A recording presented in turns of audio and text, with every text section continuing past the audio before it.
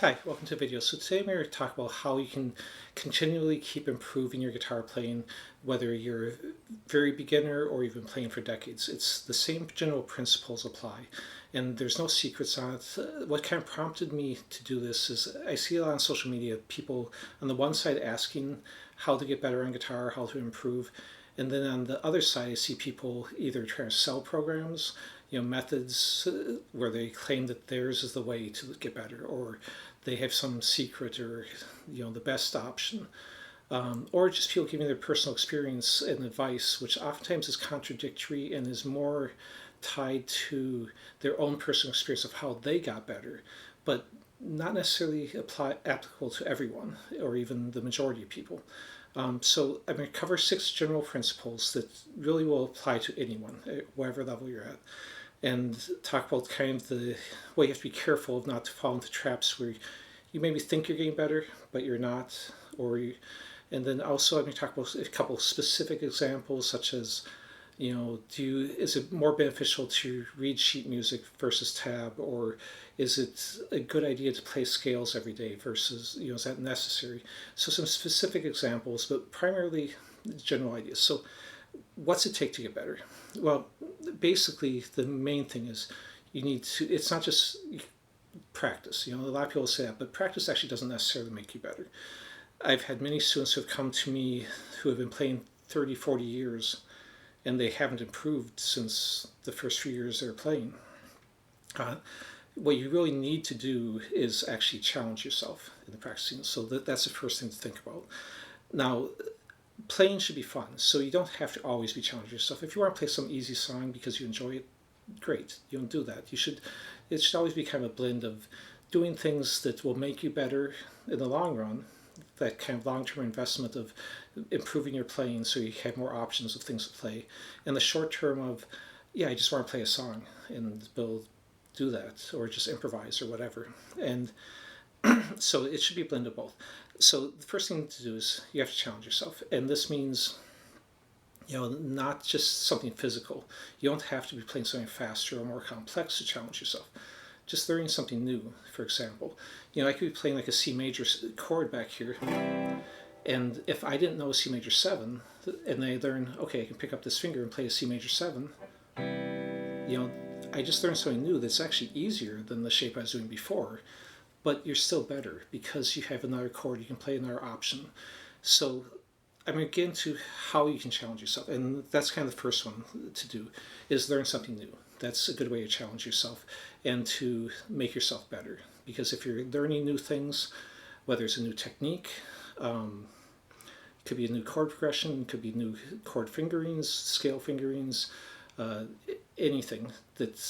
But the thing you have to be careful of is that it's still challenging yourself. For example, if you know a chord progression that's, let's say, G, C, D, and you're playing a song like that, and then the next time you learn, well, it's a different order, but it's C, D, G, that's not really learning something new. That's not really challenging yourself. You're not necessarily going to get much better if the new thing you're learning is just using all things you already knew and were already proficient at.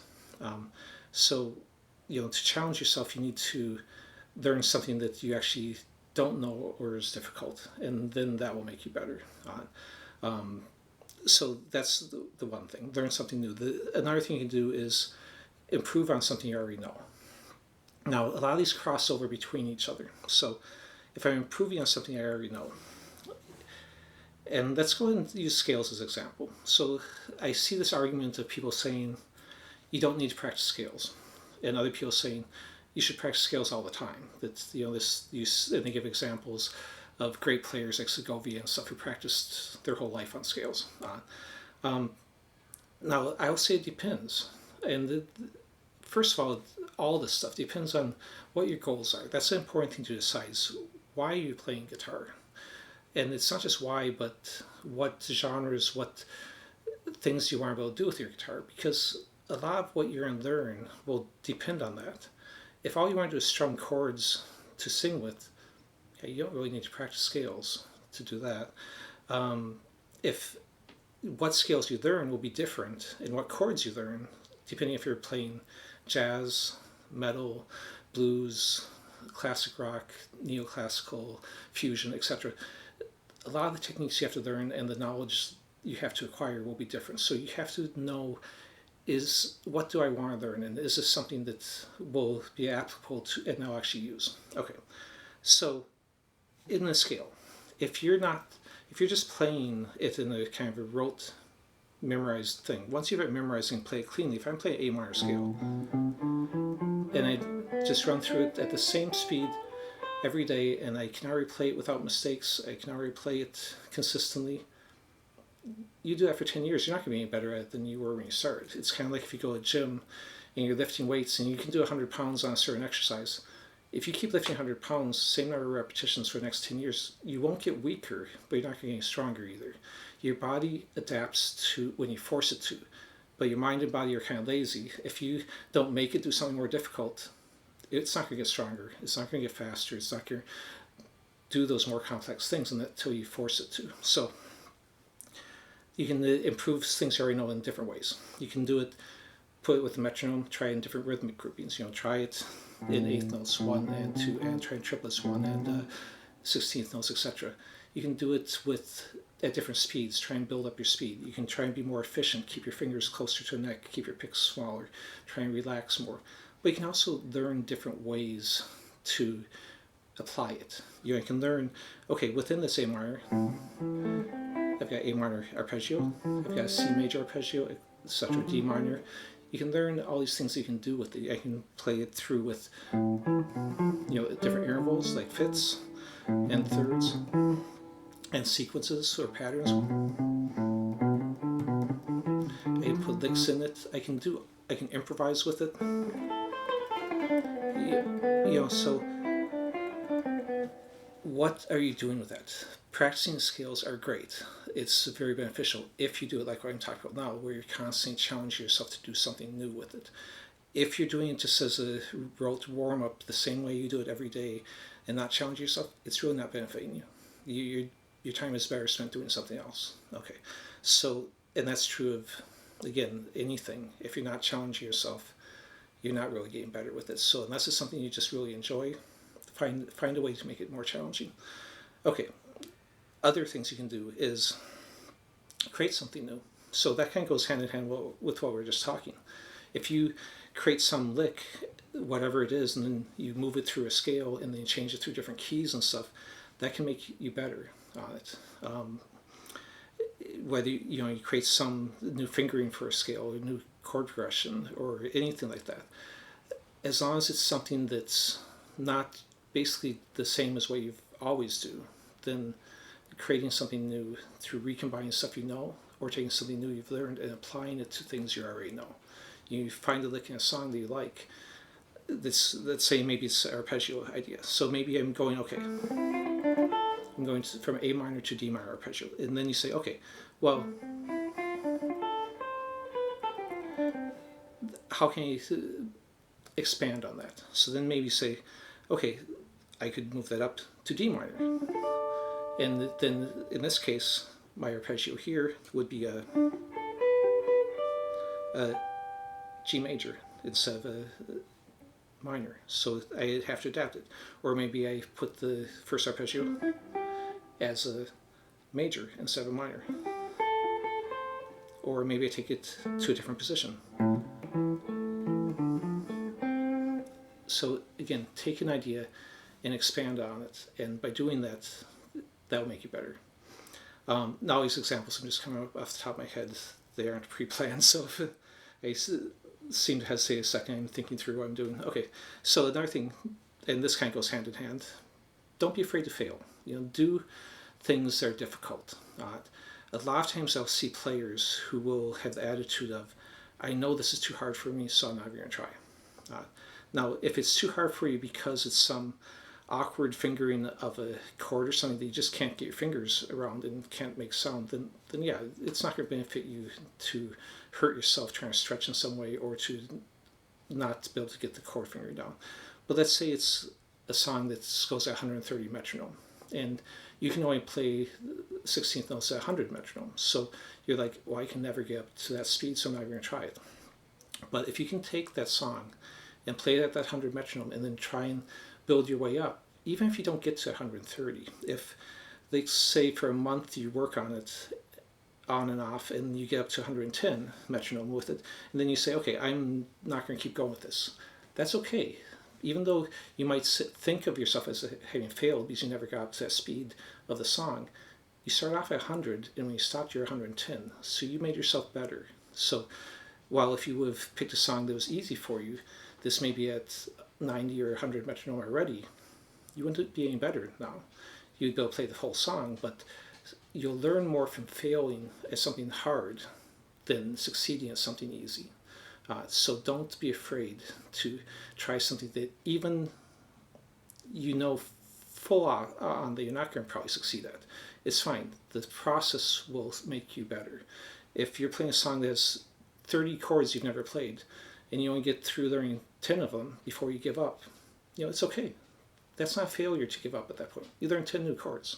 You're doing good on it. So, I saw the same thing when I do martial arts too. I teach that, and I used to do fencing. A lot of the players, a lot of the fencers would not want to fence with me. Some of them would say, all right, I know I'm going to lose, so what's the point?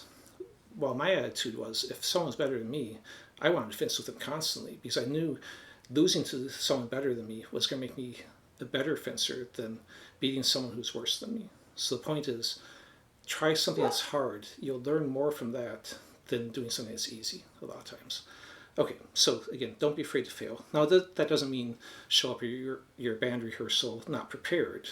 That's a different type of failure. It just means you'll challenge yourself again.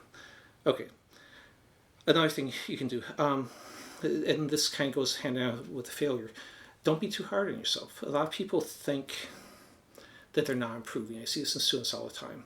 And they get frustrated because they're not able to play up to the level that they want of whatever guitar hero they have. But they don't realize how much they've actually improved. So it's a good thing to videotape yourself occasionally. And then watch yourself from like 3 months ago and watch yourself now. And you'll see that you've probably improved a lot more than you think you have. But because it's been small little increments, you don't notice the improvement. It's also good to use a metronome or something like that, because if you're trying to build up speed, you'll see, well, I was at 80 here, now I'm up to 100. So that's a pretty big improvement on your speed. But because it was just maybe a couple notches each week, it doesn't feel like you're improving much. So use things like that to kind of judge for yourself. Don't be too hard on yourself and think you're not improving. Okay, another example, as far as taking advice from other people, like I kind of talked about a little bit in the beginning, different genres, different people's experiences will have different advice, and you have to see if it actually applies to you. For example, if I see a lot of people arguing about, should you learn standard music, or should you just learn tab, or people might even say don't even learn tab and just figure out by ear. So to me, again, you have to look at what your goals are. If you're looking at whether it's beneficial to learn standard music, I would say if you're a jazz player or classical player, a lot of their music's still written in standard music. It's probably worthwhile to learn it. If any player, I'd say learning rhythms is worthwhile to read rhythms, because that's not replaced by tab. Tab will either not have the rhythm shown, or they'll have its in standard notation. And same thing for chord strumming. You'll still use quarter notes, eighth notes, etc. So it's beneficial to learn rhythms no matter what. Now, if you're not a jazz or classical player, then I would say, as far as reading standard music, are you going to go to a music school or take classes at college or high school in music? If you are, they're probably going to expect you to read music, so it's beneficial. Or if maybe you're a metal player, but you want to arrange that Sibelius or Paganini violin piece on electric guitar, well, you're going to need to learn probably to read music then, if you're going to be arranging or reading music for other instruments, or if you're going to be writing music for other instruments, like piano, violin, etc. So, if you're not doing any of those, then tab's fine. You don't really need to learn to read the notes on the staff, in my opinion, if you don't have a specific application for it, like I was just talking. If you're going to be playing in a whatever classic rock blues cover band, there's not going to be many times you're going to need to read standard notation. You're fine reading tab on it. Okay, so just kind of recap. Don't be afraid to have fun with some of this stuff, but if you want to improve, you need to set some time to improve. Hopefully you can improve with things that you actually enjoy. Ask yourself, is this challenging me? Am I learning something new, or am I improving something I already know, or creating something new that is actually new? And it could be, again, something simple. If you find a melody that's really nice, that made you a better player too. It doesn't have to be something complex. And don't be afraid to try difficult things, and don't be too hard on yourself. It takes time. The progress is slow, but if you keep the things I just talked about in mind, you will continue to progress. And I do a lot of kind of esoteric videos on who I go down rabbit holes in different areas. That's to inspire people to try other things. It's not that I think you need to learn everything I'm showing you. A lot of times I'm using these videos to make myself better too. I'm taking something maybe I use 2 or 3 fingerings of in like a scale or arpeggio or something, and I'm doing a deep dive myself into it and creating like a dozen different ways to play it, and then I pass along the half dozen I like best to you guys. The idea is to inspire you to try new things. Find the things you like, try new things all the time. If you don't like it, move on. It still probably made you better because you tried something new, and in your subconscious you have that option still in there. Anyways, please like the video, subscribe if you haven't, and we'll get into more playing next time. Most of my videos are a lot more guitar playing, but I just wanted to get kind of these subjects out there. Anyways, thanks for watching.